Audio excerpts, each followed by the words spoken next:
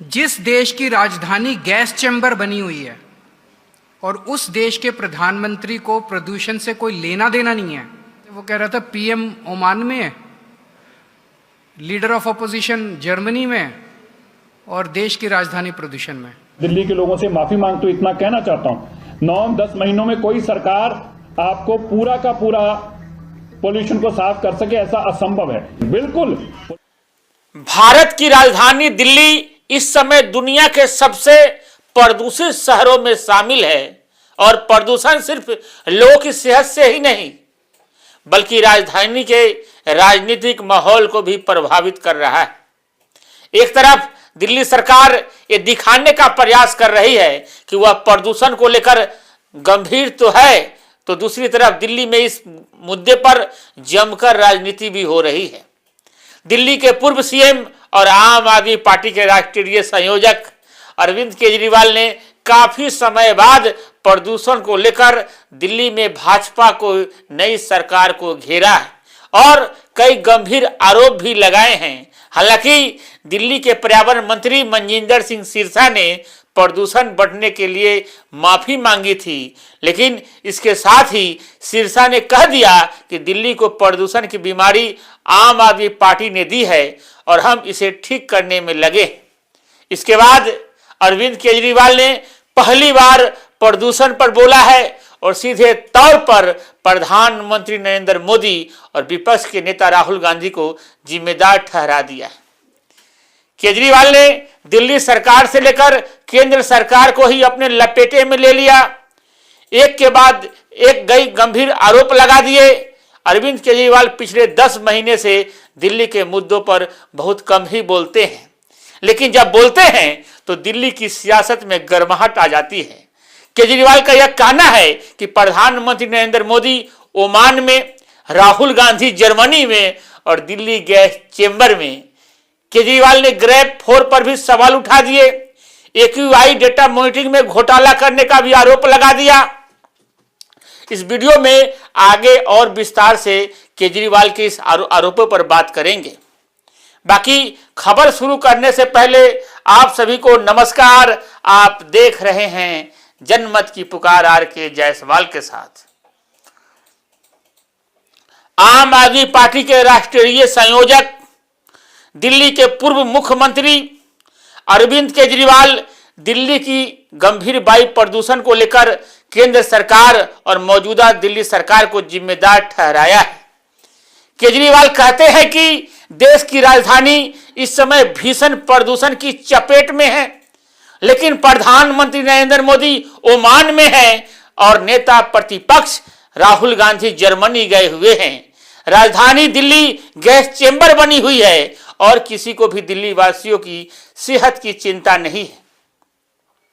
अरविंद केजरीवाल इतने पर भी नहीं रुकते हैं, आगे कहते हैं कि दिल्ली का प्रदूषण केंद्र सरकार की सक्रियता के बिना कम हो ही नहीं सकता, लेकिन प्रधानमंत्री की ओर से इस मुद्दे पर एक शब्द तक नहीं बोला जा रहा है।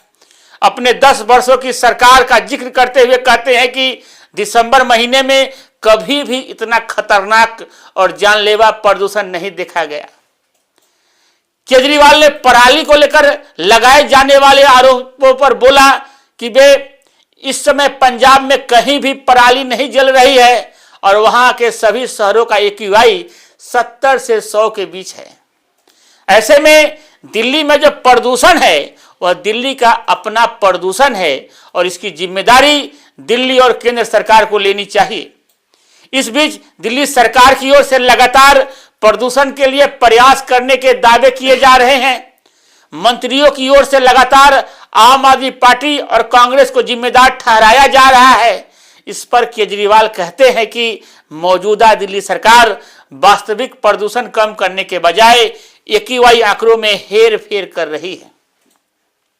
मॉनिटरिंग स्टेशनों के आसपास पानी का छिड़काव कर एक्यूआई को कम दिखाने की कोशिश की जा रही है, जबकि असल में दिल्ली का वास्तविक एक्यूआई 700 से 800 बीच पहुंच चुका है। इसके बावजूद एक्यूआई 400 पार कर रहा है। केजरीवाल ने तो ग्रैब 4 पर भी सवाल उठा दिए। वे कहते हैं काफी देर से ग्रेप फोर लागू किया गया और वह भी सिर्फ केजरीवाल ने प्रदूषण को रोकने के लिए चीन की राजधानी बीजिंग का उदाहरण दिया। केजरीवाल आगे कहते हैं कि बीजिंग में दिल्ली से भी बुरे हालात थे, लेकिन वहां की सरकार की नीयत और ठोस कार्रवाई से हवा साफ हो गई। लेकिन दिल्ली और केंद्र सरकार में से किसी की भी नीयत राजधानी की हवा साफ करने की नहीं है।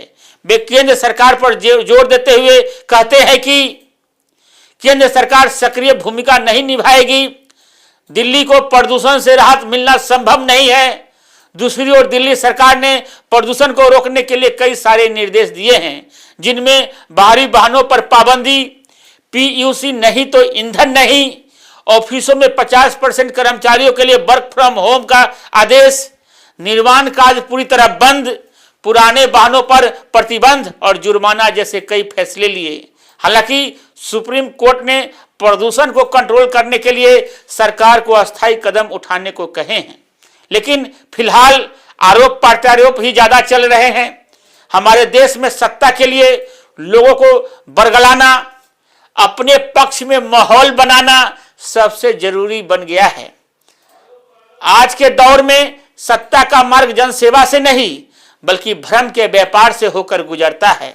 विडंबना देखिए, चुनाव जीतने के लिए माहौल बनाने पर तो पूरा जोर है, लेकिन उसी हवा में घुले जहर प्रदूषण से तिल तिल मरते लोगों की सांसें किसी के लिए प्राथमिकता नहीं है।